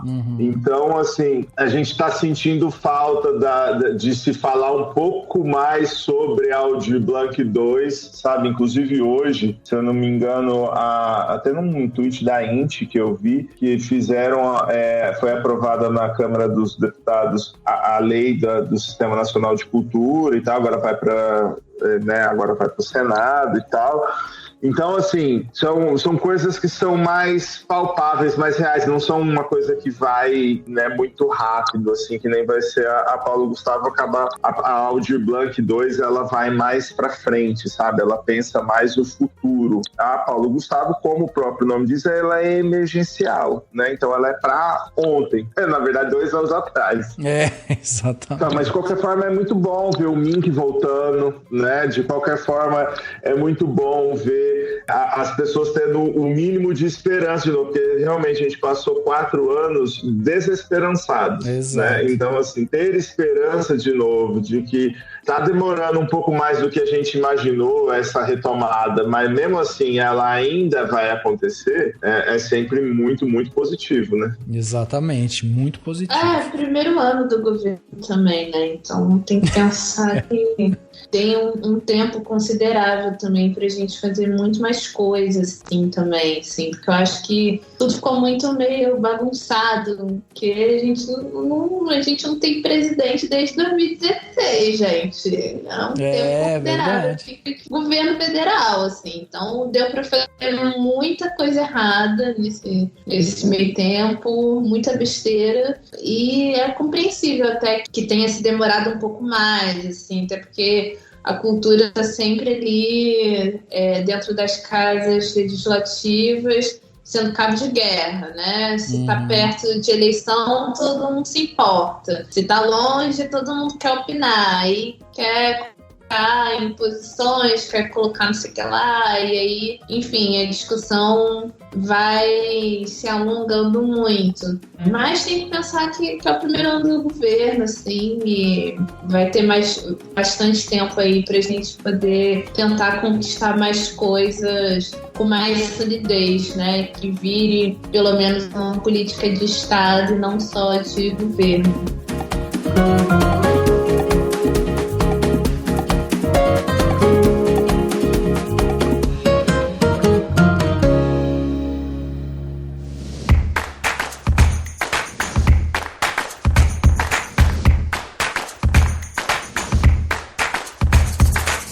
Detalhe da semana, aquele momento aqui onde a gente dá dicas pros ouvintes, né, para vocês aí, para que a gente possa fazer coisas diferentes aí, né, durante a semana.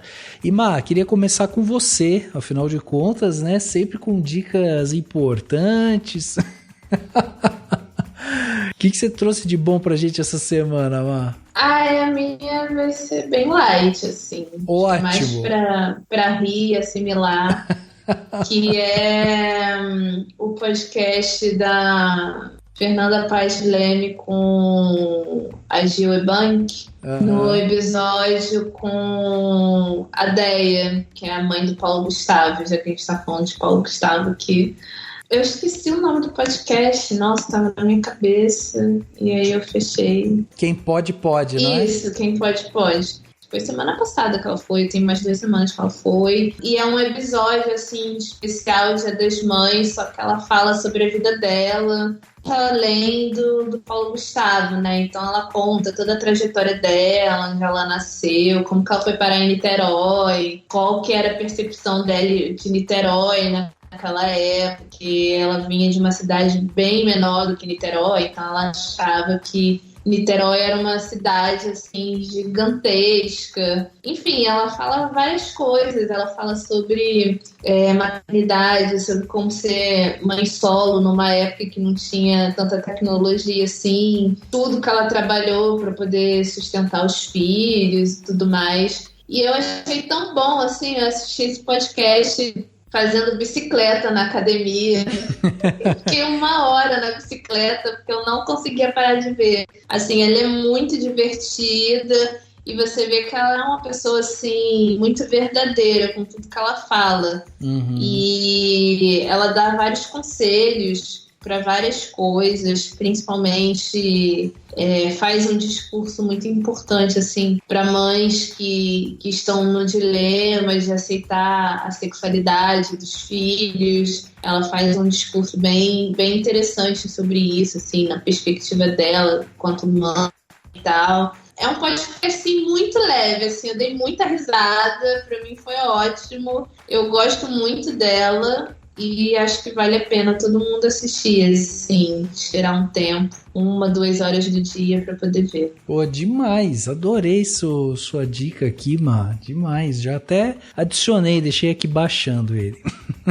Demais, muito bom mesmo, tá aí. Lembrando vocês, né, ouvintes, que tudo que a gente falar aqui vai ter link no post, então não pegou alguma coisa, você vai lá no post desse podcast, vai lá, vai estar escrito o que cada um indicou, é só você clicar e você vai ser direcionado. Betinho, e você, o que você trouxe de bom pra gente aí, de plano detalhe? Eu posso fazer uma indicação de um produto interno do Cinemação? Lógico. Que agora porque, assim, eu não sei se você tá comentando muito, mas, assim, tem um produto novo aí do Cinemação que eu tenho consumido, gostado muito, que é o podcast da casa, o segundo corte feito pelo Duca Mendes e o Heineken. Sim. Né, publicado aqui pela chancela do Cinemação, e eles estão fazendo um trabalho fenomenal. Duca Mendes é um querido amigo, conhecido da época que eu tinha o canal de culinária, né, que ele fazia o Cozinha pra Dois com a Carol Tomé, lá nos idos de 2012. É um cara que me ajudou muito no audiovisual, deu várias dicas.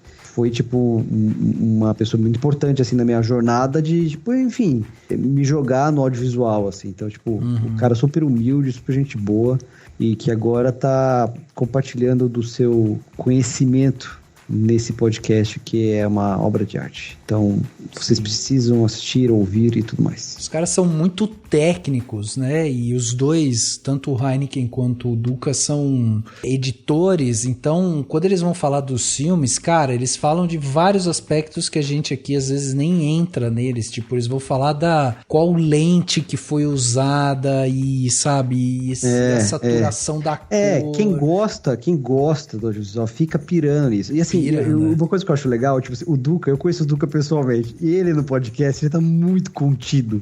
Ele é tipo, ele se segura. O Heineken também, ele é bem eloquente, mas o Duca, porque se você conhece ele pessoalmente, você vai ver, tipo, ele é muito expansivo e fala pra caralho. Aquele carioca que falante. Temos 2 cariocas aqui na mesa hoje. O Duca é uma figuraça e acho que eles estão mandando benzaço no podcast. Muito então bom. É isso. Essa é a minha indicação. Eu tenho consumido pouca coisa, gente. Eu só tô consumindo a coisa da casa aqui. Pois é, tá vendo só?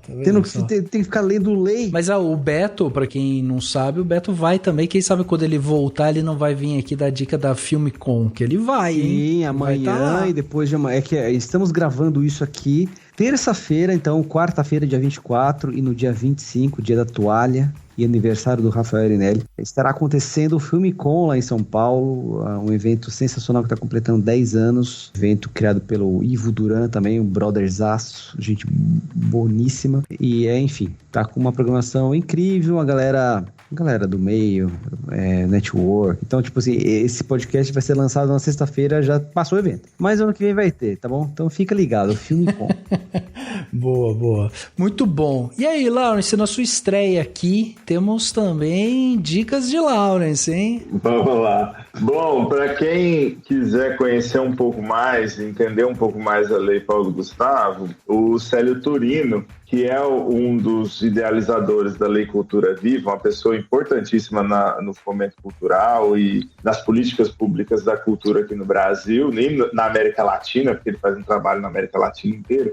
Ele escreveu um artigo chamado Uma Carta às Gestoras, Gestores e ao Povo da Cultura. Está na Mídia Ninja, está na revista Fórum, e aí ali ele vai explicar um pouco melhor e fazer algumas considerações importantes sobre a Lei Paulo Gustavo, inclusive sobre a regulamentação dela, porque ela tira uma verba ali para poder se autorregular, então é uma coisa que é um pouco mais complicada. Então, assim, seria legal se a galera que está mais interessada em conhecer um pouco melhor a Lei Paulo Gustavo desse uma lida nesse artigo. Para quem quer conhecer um pouco melhor sobre política cultural, dá uma pesquisada no marco regulatório do fomento cultural, que é um negócio que vai revolucionar o fomento cultural de verdade. Assim, é uma lei que foi escrita por uma deputada de Minas Gerais, do PSOL, eu não lembro agora exatamente o nome dela, mas assim, é um negócio que é muito impressionante mesmo, vai tirar o fomento cultural da Lei 8666, que é a lei de licitação, que é um problemaço. Então, assim, quem quiser entender um pouco melhor como vai ser o futuro do fomento cultural é por essa lei. E eu descobri um violinista, agora artisticamente, descobri um violinista essa semana que eu estou quase viciando nele, que ele chama Niccolo Paganini, que é também conhecido como violinista do diabo. Você dá uma olhada nele também, que eu acho que vocês vão curtir. Que demais, que demais. Isso que você estava falando, Laurence, do marco regulatório do fomento cultural, onde que as pessoas podem procurar para ler um pouco sobre isso? Tem o site da própria Câmara, né? Que já fala que já é alguma coisa que já tem, e tem um site específico, Marco da Cultura e tal, mas eu leria pela da Câmara mesmo, né? E tem algumas coisas, já alguns vídeos também no YouTube, né? Então, esse marco regulatório ele foi aprovado, já teve uma audiência pública sobre ele, junto com a Paulo Gustavo já. Então tem algumas coisas interessantes também no YouTube. Essas são audiências da Câmara, então são aquelas audiências de 4 horas, sim, mas ainda assim dá para tirar alguma coisa disso, sabe? Cara, adorei também suas dicas. E bom, para fechar aqui o plano detalhe, eu vou dar um canal que eu tenho acompanhado aí no YouTube, que é o Mundo Sem Fim.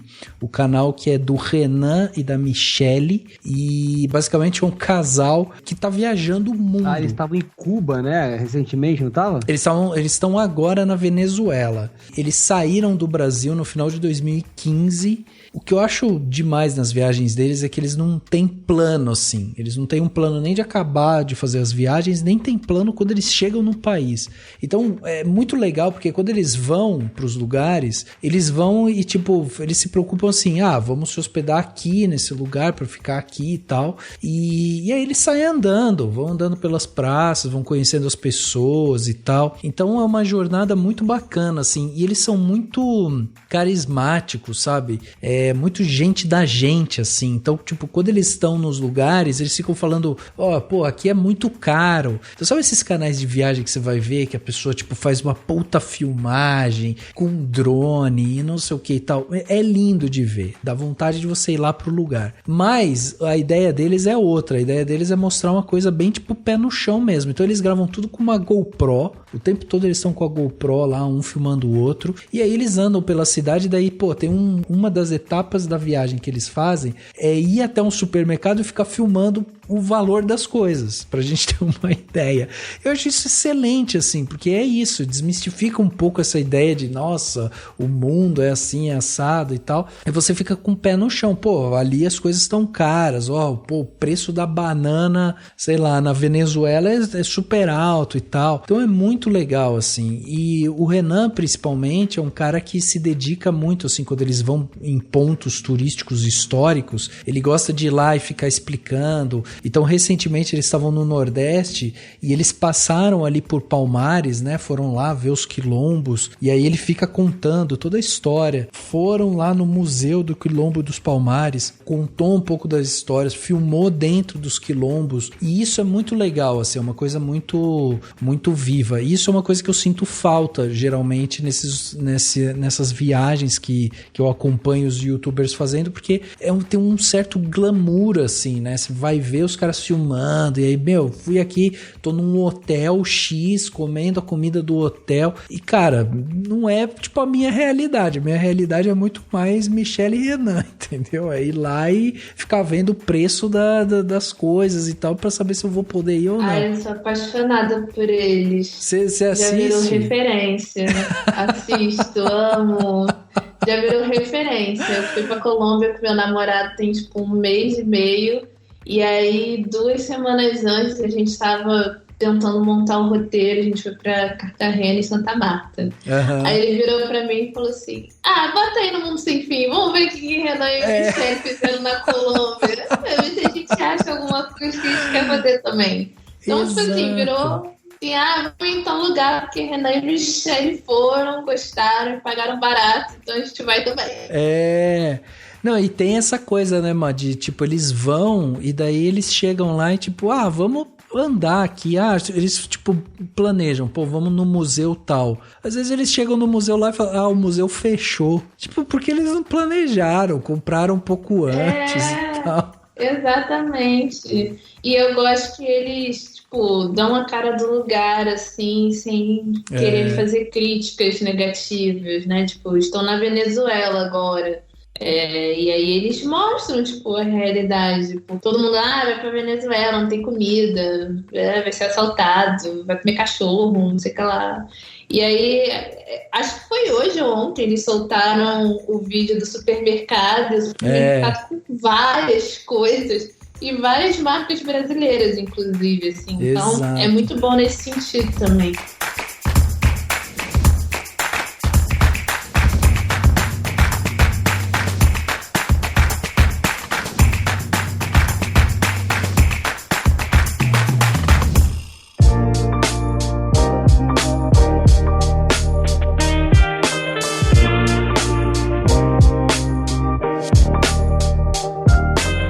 Chegando aqui no final do podcast Cinemação 508, batemos esse papo aqui sensacional sobre a Lei Paulo Gustavo, né? Espero que você que esteja ouvindo aí tenha ficado mais claro como essa lei vai funcionar, como ela pode impactar a cultura, né? Então, essa era a nossa intenção, tentar mastigar as informações, tentar trazer, explicar para vocês aí para que a gente não caia de novo naquela coisa, como aconteceu com a Lei Rouanet, que é uma lei tão importante para a cultura brasileira, mas que às vezes acaba, né, sendo distorcida aí, principalmente por quem tem muita maldade aí, quer acabar influenciando outras pessoas com muita mentira e tudo mais. E aí é isso que a gente tem que fazer, tem que chegar, entender a lei, ler a lei, participar das audiências públicas. E eu só tenho que agradecer aqui, então eu queria começar agradecendo o Lawrence, que está aqui na sua estreia no Cinemação. Lawrence, muito obrigado pela sua participação aqui com a gente, por ter doado o seu tempo, ter vindo aqui em cima da hora. O Lawrence foi chamado em cima da hora, falou, eu topo.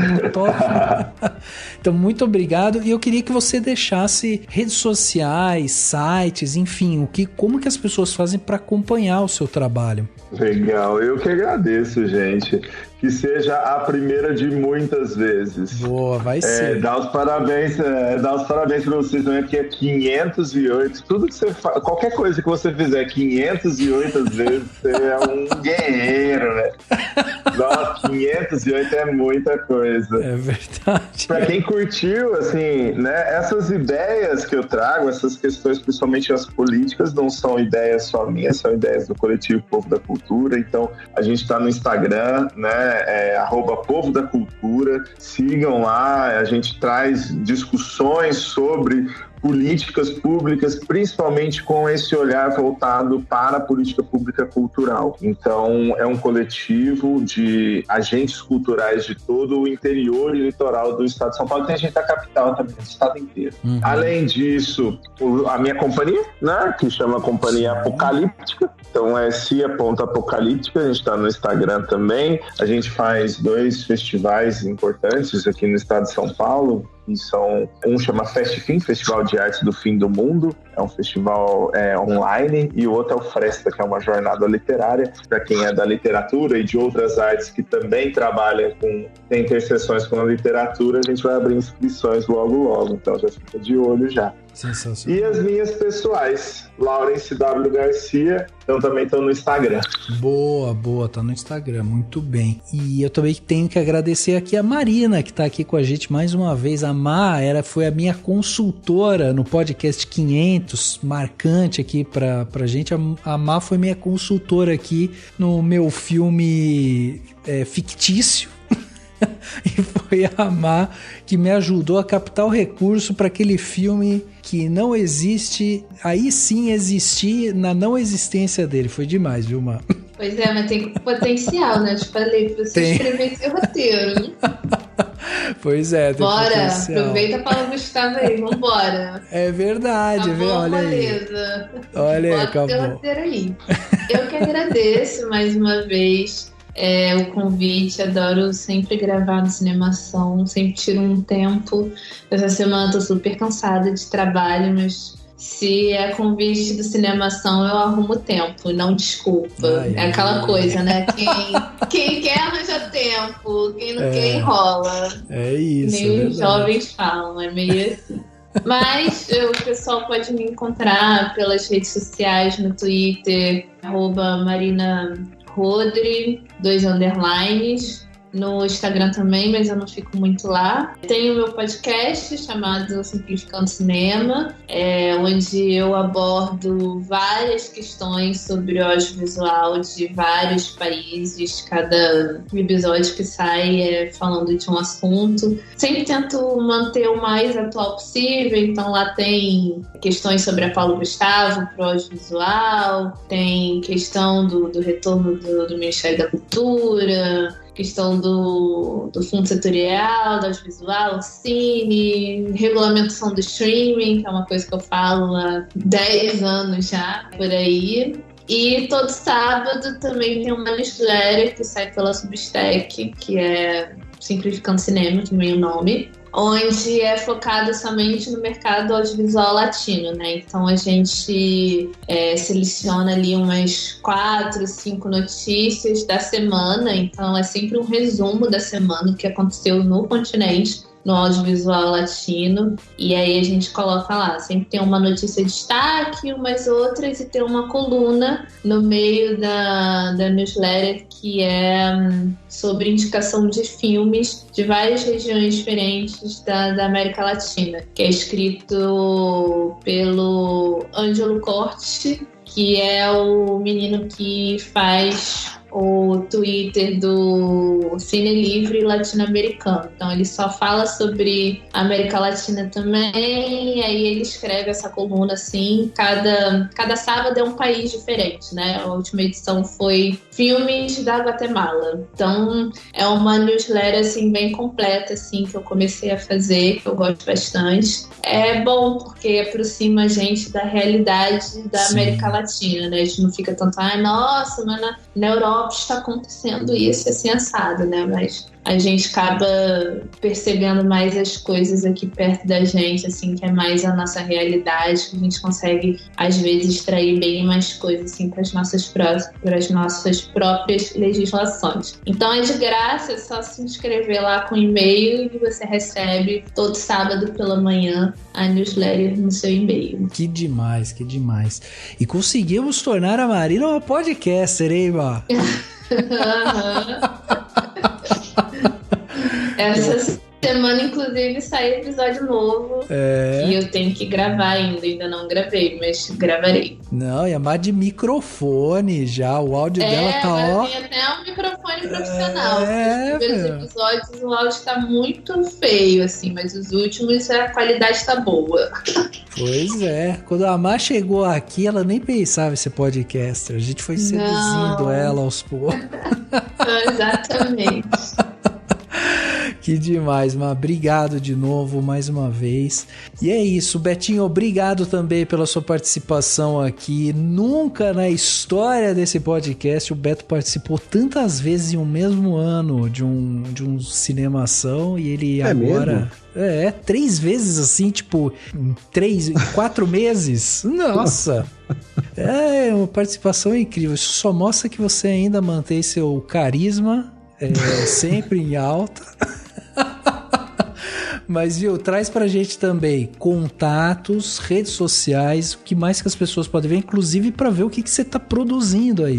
Sim. Muito obrigado pelo convite novamente, é sempre um prazer. Muito prazer, Marina e Lawrence, foi um papo bem legal. Pra me seguir lá, tem o Instagram da produtora, que é @42filmes. Você acha lá também no LinkedIn. Para as pessoas que gostam de LinkedIn, Facebook, para as pessoas que ainda usam Facebook. Para site, para quem ainda vê site. O site tá 42filmes.com.br. E tem meu pessoal, que é Beto Padreca, tudo junto. E tem do meu querido projeto, que eu ainda não larguei o osso, que tá lá, o canal Violos Fritos, o canal de culinária com a pegada nerd, que quem sabe eu volto. É isso, gente. É isso. Vamos criar um movimento Volta Beto. Hashtag Volta Beto. Voltará.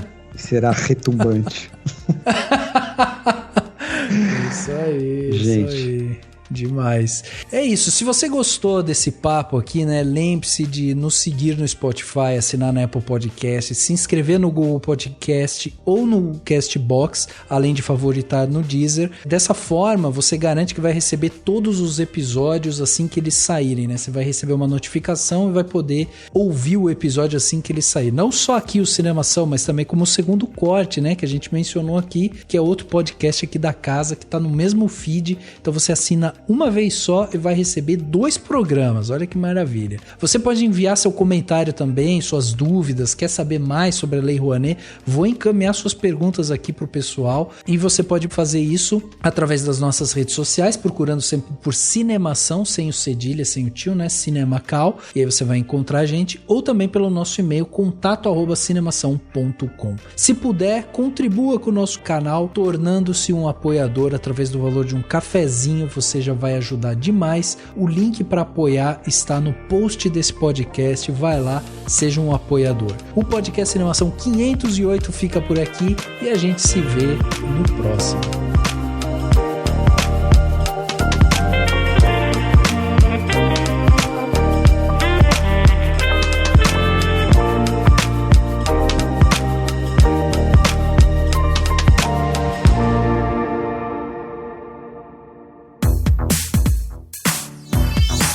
Esse podcast foi editado pela Isso Aí Design. Tudo isso é forma com função. É design estratégico. É isso aí.